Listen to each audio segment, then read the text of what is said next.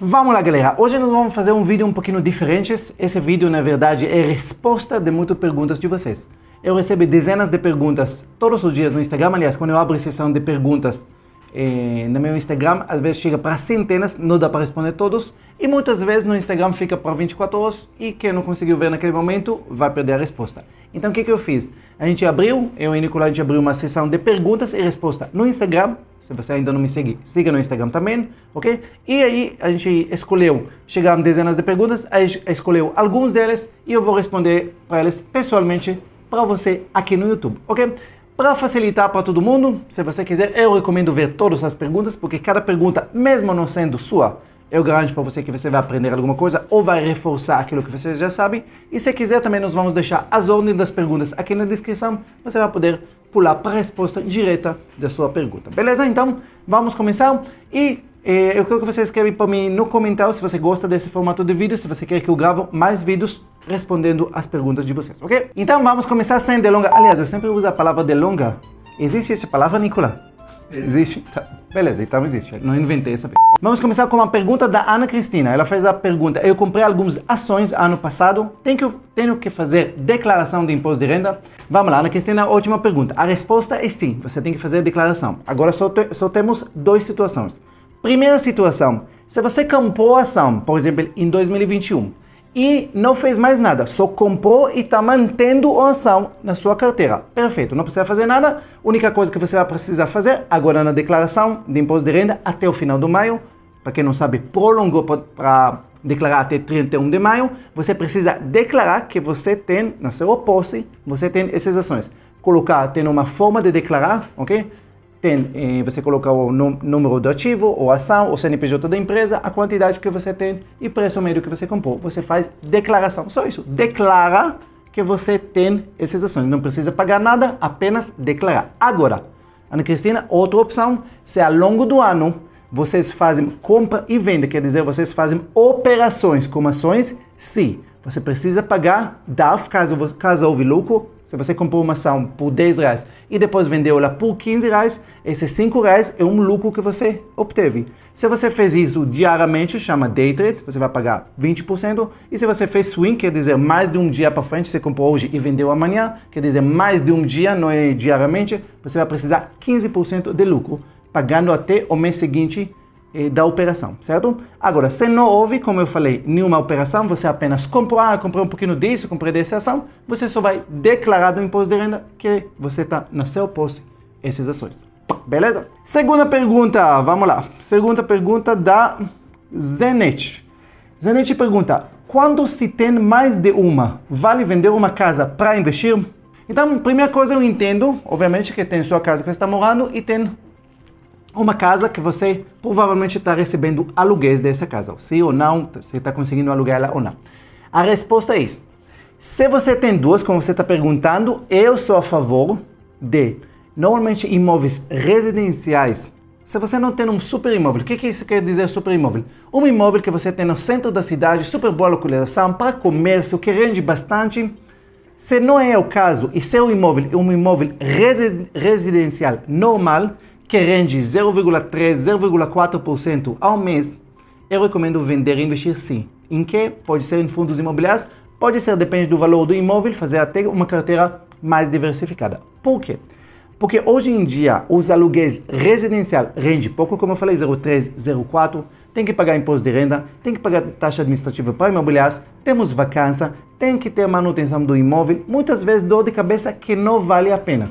Então, se você tem mais de um imóvel, eu recomendo, pode vender ele, fazer uma carteira, pode ser carteira de fundos imobiliários, pode ser hoje em dia colocando até na renda fixa com taxa Selic extremamente alta, também vantajoso, pode colocar um parte, colocar na bolsa em ações boas pagadoras de dividendos, eu acho muito mais vantajosos, pode conseguir rentabilidade de 6, 7, 8, 10% ao ano, isento do imposto de renda, então também é um ponto de vista muito mais valioso. Óbvio, quando você tem mais de uma casa.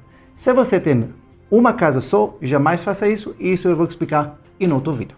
Resposta agora, pergunta da Costa dos Reis. É possível uma pessoa com tantas dívidas ficar rica? Vamos lá. Isso é uma boa pergunta. Aliás, uma pergunta que provavelmente muita gente tem. Estamos falando de mais de 60% dos brasileiros estão endividados. Será que uma pessoa endividada fica rico? Resposta, lógico. Vocês precisam entender que estar endividado deveria ser uma situação temporária. Isso não é um estilo de vida. Isso não define você. Você está endividado agora. A única coisa que você precisa entender é que primeiro você vai ter que resolver seus problemas das dívidas para depois partir em cima de investimento. Bem, mas como resolver minhas dívidas? Duas coisas. Eu não vou dar aulas agora de como resolver dívidas, mas você precisa entender duas coisas a respeito de dívidas. Primeira coisa, dívidas não é seu problema. Ah, bem, lógico que não é. Dívidas, presta atenção, é a consequência de ter péssima mentalidade, péssimo padrão de vida.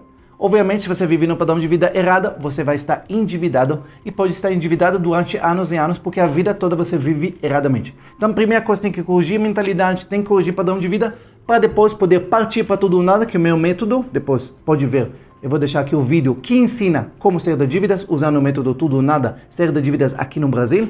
E aí sim, você sai das dívidas e depois, obviamente, partindo para investimento. E sim, se você vai fazer exatamente esses passos, sem dúvida nenhuma, você pode aprender ganhar mais dinheiro, guardar dinheiro, investir corretamente o dinheiro. E se fizer isso com disciplina ao longo dos anos, sim, de uma pessoa endividada, você pode se tornar muito rica, sem dúvida nenhuma. Vamos para a próxima pergunta. Ramos está perguntando se, além dos fundos imobiliários, em quem mais investir com foco nos dividendos mensais.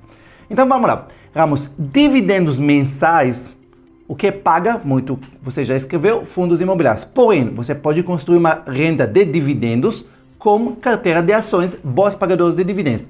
Única diferença é que normalmente as ações não pagam dividendos mensais. Tem empresas bons pagadores de dividendos que pagam uma vez por ano, tem que pagar 2 vezes, tem que pagar 3 vezes, 4. Tem alguns poucos que pagam praticamente todos os meses. Mas isso não é problema nenhum. Lembra que você não tem necessidade, não deveria ter necessidade de ter dinheiro todos os meses. Administrando corretamente a carteira, você pode receber de vez em quando ao longo do ano e dividindo corretamente, viver com esses dividendos. Então, se você vai fazer carteira diversificada de ações bons pagadores, se você vai ter, obviamente, 10, 12 ações, provavelmente você vai conseguir criar rentabilidade, uns dividendos mensais, chegando todos os meses sem problema nenhum. Então, pode diversificar com fundos imobiliários e pode sim diversificar também com as ações bons pagadores de dividendos. Próxima pergunta. Tem aqui, eu recebi isso umas 4 ou 5 vezes, a mesma pergunta. Quando vai abrir vagas para a próxima mentoria CSP? A mentoria CSP, as vagas encerram. Nós testamos cada 4 meses, mais ou menos, abre novas vagas. Então, nós começamos agora a turma, então provavelmente vai começar mais umas 2 meses, pelo menos, até que nós vamos abrir novas vagas. Fica atento no Instagram, a gente sempre informa quando vai abrir. Se quiser já entrar para a lista de espera, vai lá no Instagram, no bio, tem lista de espera para você poder registrar lá. Luciane pergunta, bem, quitar dívidas ou investir? Qual é o primeiro passo? E a resposta é bem clara, quitar dívidas. Mas bem, mas eu queria deixar a dívida de lado, eu queria investir, porque eles falam que eu posso ficar rico investindo, tá? Presta atenção. Na ordem dos 6 pilares, 6 P's para a construção da liberdade financeira, as dívidas é o 4º pilar, investimento, 6º pilar. Quer dizer que as dívidas são muito mais importantes do que investir, pelo menos no seu momento. Mas investimento para crescer, presta atenção. Não tem como pensar em construir uma casa quando você está cavando um buraco cada vez mais fundo na sua vida. Agora, por que você tem dívidas? Eu já respondi na outra pergunta anterior. Se você não viu, volta para escutar novamente. É que você tem padrão de vida errado, mentalidade errada e provavelmente nem sobra dinheiro para investir. Porque se sobrasse dinheiro para investir todos os meses, você não estava endividado.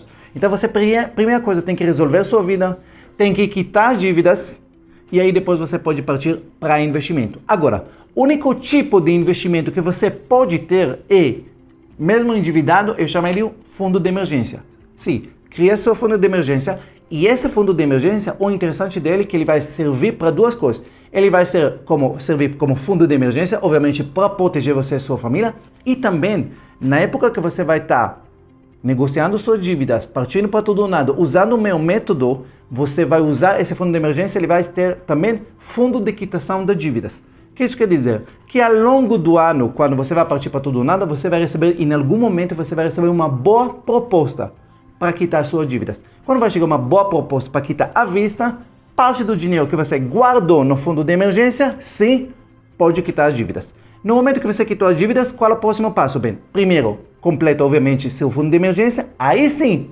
vai com tudo para guardar dinheiro, investir e crescer. Mas nessa ordem. Primeiro, corrigir padrão de vida, corrigir mentalidade, quitar as dívidas, paralelamente quando você está construindo o fundo de emergência, quitou as dívidas usando o fundo de emergência, agora você está livre, o caminho seu para poder realmente investir.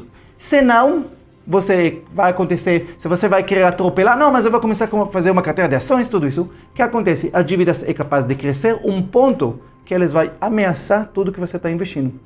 E isso não é muito inteligente. Então, lembra que a ordem é extremamente importante. Vamos lá, próxima pergunta. Carla Brito perguntando, bem, eu estou com parcela de carro atrasada. O que fazer? Vamos lá, Carla, presta atenção. Eu já ensino, você sabe que no método Tudo ou Nada, quando nós temos problemas de financiamento de carro, casa, não tem negociação. Por quê? Presta atenção. Porque quando você comprou o carro financiado, o imóvel financiado, você já assinou. Caso eu não vou pagar, eu vou perder esse bens que eu comprei. Ponto. Já está de acordo. Nem adianta brigar. Agora, se você tem carro parcela atrasada, isso quer dizer muita coisa. Isso quer dizer que, obviamente, você está pagando, vivendo no padrão de vida errado. E a segunda coisa que fala, que se você não tem condições de pagar o carro, talvez você não deveria ter carro. Então, aí você tem que se perguntar, você tem condições de manter o carro? Você está atrasado por acaso, ou esse mês aconteceu alguma coisa, que mês que vem já está tudo certo, ou você está vivendo no limite, meses após meses, se sufocando para tentar pagar esse carro. Se a resposta bem, está puxado todos os meses, a resposta talvez é que você não deveria ter carro. Eu sei que isso é dolorido, por que é dolorido? Porque muitas vezes a carro para muita gente é conquista. Nossa, sonhei tanto para ter carro, ele me ajuda tanto, tá? Eu sei. Mas se você vai ter um bem que você não consegue manter ele com facilidade, quer dizer que ele não faz parte do seu padrão de vida, isso é um jogo muito perigoso. Jogo que ele vai sugar muito dos seus recursos, muitas vezes você vai atrasar, então você vai pagar juros, então vai piorar cada vez mais e pior. Se esse atraso, hoje você está atrasando uma parcela, você vai chegar para a terceira parcela, quarta parcela, você já está ao perigo de busca e apreensão e perder esse carro. Então, você vai, além de perder o carro, muitas vezes vai ficar ainda com dívidas. Então, por isso que eu falo, você tem que analisar muito bem. Eu tenho condições reais de manter esse carro? Complicado. Então, eu sei que a decisão é dolorida, mas às vezes vai ter que livrar do carro. E quanto mais antes você livra do carro, melhor. Porque quanto mais você demora, mais juros que você vai pagar, menor o valor que você vai receber por carro e pior vai ficar a situação. Ok? Então, carro atrasado, isso é um sinal muito alerta, muito vermelho para a sua vida. Vamos lá, tem uma pergunta aqui, eu não consigo saber qual é o nome, porque no Instagram os nomes de vocês não aparecem completos. Aparece a Vita alguma coisa. Ele pergunta, ainda tenho medo de investir no B3. Isso quer dizer uma pergunta interessante e provavelmente muitas pessoas têm esse medo. Por que as pessoas têm medo de investir no B3? Porque provavelmente você já ouviu falar de seu primo que entrou na bolsa e perdeu dinheiro, de seu tio que 5 anos atrás perdeu 20 mil investindo, comprando ações, tudo isso. Deixa-me te contar uma história. Todas essas pessoas que você conhece que perderam dinheiro na bolsa, e tem muitas pessoas que perderam dinheiro na bolsa, e todas essas pessoas entraram na bolsa como especuladores. Bem, o que é especulador? Especulador, você precisa entender, tem dois tipos de pessoas que investem na bolsa. Os dois fazem a mesma coisa, olha que interessante, os dois fazem a mesma coisa, mas os dois com um propósito diferente. Nós temos pessoas que chamam especuladores e nós temos investidor na bolsa. O que é especulador? A questão é especulação, os dois, olha que interessante, os dois compram ações iguais, os dois. Só que, quando você especula com ações, com qualquer coisa, você compra algo pelo preço dele. E você, o único motivo que você compra esse algo, independente para você o que você comprou, é porque você acredita, você especula, por isso que a palavra é especulação, que alguém amanhã, ou daqui a uma semana, ou daqui a um mês, vai estar disposto a pagar mais caro do que você pagou. Só isso chama especular. Quando você especula, você pode especular com qualquer coisa. Você pode comprar qualquer coisa. Eu vou comprar essa xícara por 10 reais porque eu acredito que amanhã eu consigo vender por 15. Esse chama especulação. Eu tô nem aí para a qualidade dessa xícara, se ela é boa, se é ruim, tanto faz. Pode ser uma porcaria. Mas se eu especulo que alguém vai estar disposto a pagar mais caro, para mim é um ótimo negócio. Isso é especulação. As pessoas fazem isso na bolsa. Eles apostam em uma ação, não porque eles acham que a empresa é boa ou porque ela vai receber dividendos, eles só especulam que essa ação eles consideram barata e que amanhã vai conseguir vender cara. Só que especulação é um jogo que muitas pessoas não sabem fazer. Então, ele especula e quando ele comprou essa xícara, voltando para essa xícara por 10, ele nem sabe se é porcaria ou não. De repente, ele vê que ninguém paga 10. Todo mundo fala, não, eu só vou pagar 7. Ele fala, nossa, que péssima ideia, eu vou vender por 6 porque essa xícara não vale. Ele não sabe que nesse momento agora, o mercado está cheio de xícaras, mas daqui a pouco vai acabar e essa xícara vai valorizar. Mas, como ele especulou somente pelo preço sem saber nada dessa xícara, o que acontece? Ele vai perder dinheiro. A mesma coisa acontece na bolsa. A pessoa compra a ação da empresa X, você nunca estudou a empresa e ele compra porque acredita que vai valorizar. No momento que a ação desvaloriza, como ele não tem nem noção porque ele comprou, ele fica assustado e vende. E isso é provavelmente o que aconteceu com seu primo, com seu tio, com todas as pessoas. Investidor que entra na bolsa, ele quer se tornar sócio das melhores empresas. Ele escolhe boas empresas. Ele acredita nas fundamentos. Não, essa empresa é a empresa futuro. Essa empresa é líder mundial. Essa empresa é líder no mercado brasileiro. Essa empresa vai crescer. Eu quero ser sócio. E quando você compra como investidor, você não espera que ela vai te dar retorno amanhã. E quando o preço dela cai, você fala, ótima oportunidade para mim poder comprar mais dessas ações. Quem entra na bolsa como investidor, no longo prazo, por isso que investimento sempre na renda variável, no longo prazo, ganha dinheiro. E quem entra para especular, muitas vezes, perde. Agora, bem, mas eu tenho medo de comprar tudo. A única coisa que cura o medo, sabe o quê? Não é conhecimento, é ação. O que eu recomendo para vocês? Se quiser, se você já sinta mais preparado para começar a operar alguma coisa, para começar a investir, o que você pode é fazer umas operações simples. O que isso quer dizer? Transferir R$100 para a corretora, você obviamente tem que abrir conta em corretora, compra alguma ação, pode comprar ação individual, colocando F, quer dizer fracionados, vende essa ação, quer dizer, você vai ver o movimento do seu dinheiro para a corretora, para a B3, veja a volta do dinheiro, veja a resgate desse dinheiro, esse movimento vai te dar ação, vai te dar, essa ação vai te dar coragem, não coragem, mas vai te dar confiança para operar nessa parte. Obviamente nada vai substituir realmente estudar bastante, antes de que você comece a investir na bolsa de valores. Mas esse medo não tem fundamentos, ok? O medo vem da ignorância, da falta de conhecimento. Carla Reinaldo pergunta, a lei do superendividamento ajuda quem tem empréstimo consignados? Se sim, como? Resposta, não. A lei de superendividamento, foi feito. Depois você vê esse vídeo, eu já gravei um vídeo explicando tudo isso. Ele realmente serve para as pessoas que estão super endividados, com muitas pessoas, muitos fornecedores, muitos bancos, tudo isso. E é uma lei de falência para uma pessoa física, onde você declara, não tem condições para pagar para ninguém, chama todos os credores, nós vamos fazer um acordo com todo mundo uma vez. Consignados não tem essas características. Consignados é uma coisa normalmente que a pessoa física, normalmente funcionário público, fez acordo com um banco que emprestou, só que a garantia é a folha de pagamento. Então, não cabe muito. Veja depois esse vídeo do lei de endividamento para você entender exatamente como funciona. Vamos lá. Edson Vivian pergunta, eu tenho R$10.000 para investir. Preciso de um lugar que tenha bom retorno, boa liquidez, onde é melhor investir. Ok, vamos lá. Primeira coisa, Edson. Muitas vezes a pessoa pergunta sobre, eu tenho 10 mil para investir, 5 mil para investir, 4 mil para investir. Normalmente essas pessoas que perguntam isso, em 99% dos casos, não tem fundo de emergência. Então, primeira coisa que você vai ter que iniciar, você vai ter que colocar esse dinheiro. Isso serve para todo mundo que pergunta, bem, com 4 mil, 5 mil, 10 mil, 20 mil, onde eu enfio? Primeira coisa, criar seu fundo de emergência. Para que serve o fundo de emergência? Para emergência. Nós estamos vivendo no Brasil, economias com altos e baixos, muitos imprevistos podem acontecer, alguém pode ficar doente, acidente, tudo isso, você precisa ter lugar onde você pode tirar o dinheiro.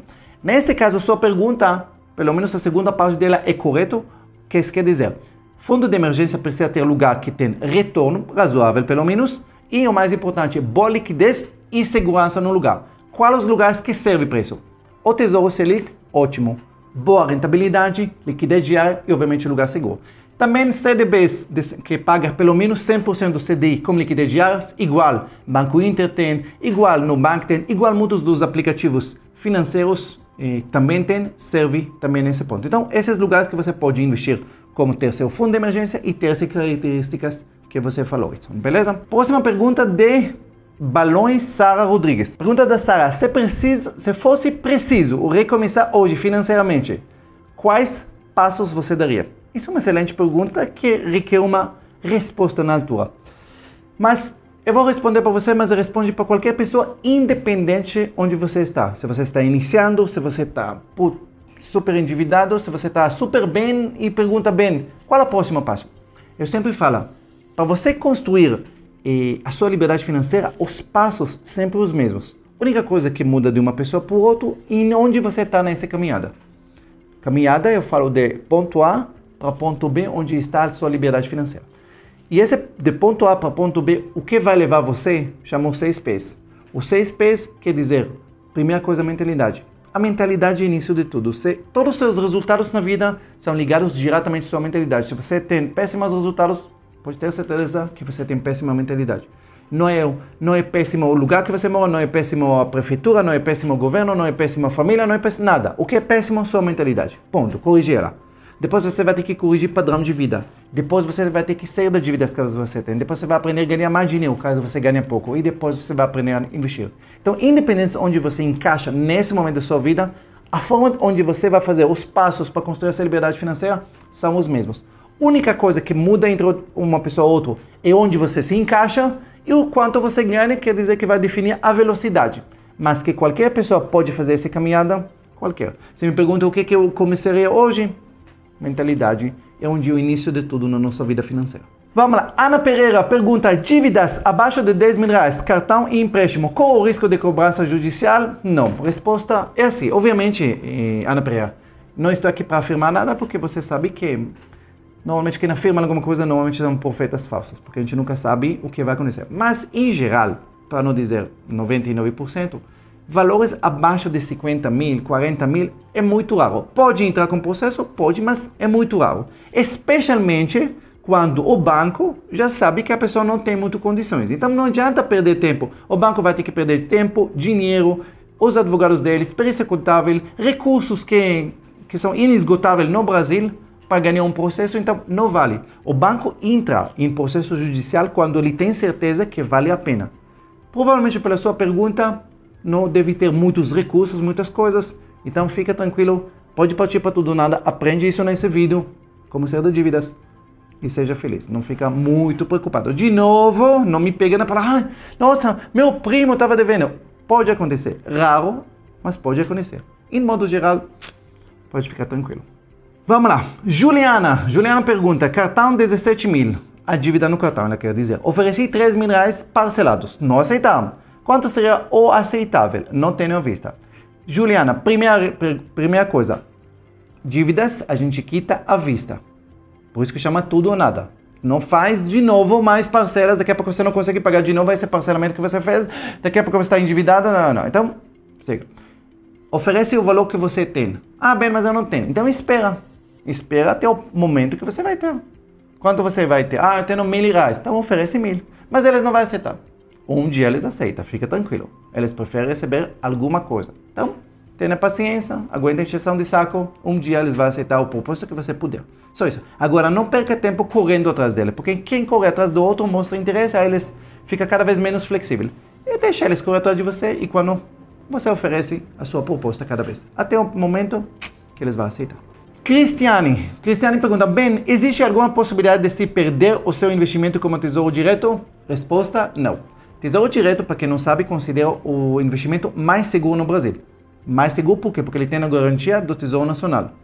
Garantia do Tesouro Nacional do governo. Ah, mas o governo do Brasil, relaxa. Quer dizer que se vai faltar dinheiro, o governo pode emitir novos títulos, ele pode imprimir dinheiro, nos piores das hipóteses, e ele pode pegar dinheiro fora do FMI, empréstimo, para manter, para honrar os compromissos dele. Então, a chance que o Tesouro Direto vai ter algum problema é muito pequeno, e se tiver, ele tem os recursos para honrar com isso. Então, fica tranquilo, não fica deixando, às vezes, gerente de banco, tudo isso, coloca medo, não, cuidado, não tira o dinheiro daqui, porque é perigoso. Faz o certo, vai dar tudo certo. Galera, eu respondi várias perguntas, tem muitos outros, tem dezenas de perguntas, não dá para responder tudo, senão a gente vai ficar 2 horas aqui. Se gostaram desse formato, deixa aqui nos comentários que você gosta mais, aí eu vou abrir novamente uma caixinha de perguntas no meu Instagram, você vai fazer sua pergunta, eu vou tentar responder também perguntas que eu não respondi ainda, faça sua pergunta e no próximo vídeo eu prometo responder o máximo possível para tentar ajudar o máximo de pessoas, ok? Se gostou, curte, compartilha com outras pessoas e se inscreve no canal, obviamente, se você ainda não está inscrito. Um beijo no coração e até a próxima.